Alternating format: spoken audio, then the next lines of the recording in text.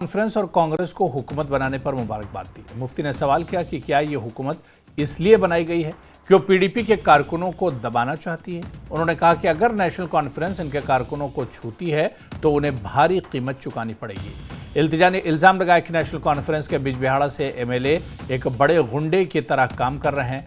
मुफ्ती ने कहा कि उनके कारकुन अस्पताल में हैं और उनके अमला की तोड़फोड़ की जा रही है। उन्होंने कहा कि इसी तरह नेशनल कॉन्फ्रेंस कुलगाम, डीएचपुरा और जनूबी कश्मीर के दीगर इलाकों में भी ऐसा ही कर रही है। इल्तिजा ने कहा कि वो इलेक्शन हार गई हैं मगर एनसी के खिलाफ उनकी लड़ाई जारी रहेगी। मुफ्ती ने कहा कि नेशनल कॉन्फ्रेंस इक़्तिदार के नशे में है।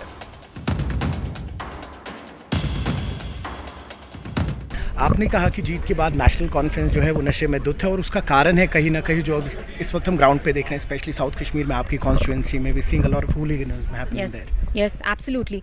जो बिजबिहाड़ा के एमएलए हैं जिनको जुम्मा नहीं हुआ इलेक्ट होके, आप बिलीव नहीं करेंगे वो इन रफियंस के साथ, गुंडों के साथ, अपने एनसी वर्कर्स के साथ जाके जब वो शीशे तोड़ रहे हैं पीडीपी वर्कर्स के, वो वहाँ खड़े हैं। एंड उनको जब पुलिस ने कहा कि आप कोई एक्शन क्यों नहीं ले रहे हैं, ही हैज सेड कि मैं क्या करूँ, मैं अपने वर्कर्स को कंट्रोल कैसे करूँ। तो मुझे बताइए, अगर आप अपने वर्कर्स को कंट्रोल नहीं करेंगे तो किस पे आपका कंट्रोल है? ये तो आपकी बात मानेंगे। सो समवेयर गुंडाराज फिर से स्टार्ट हो गया। इनने यही खिड़म में किया 4 अप्रैल 1979 को, और आज जब इतने सालों बाद, 30-40 साल बाद, जब लोगों ने इनमें यकीन जताया तो ये इसलिए अक्सरियत लाई है इनने ताकि ये बाकी पार्टीज को तंग करें, अपना गुंडाराज करें, लूट खसूट करें।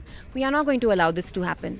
And what do you think, अभी यहाँ से पीडीपी आगे कहाँ?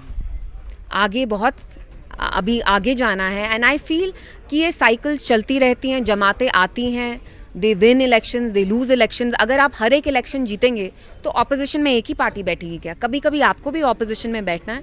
There is nothing wrong with it and we take this challenge heads on.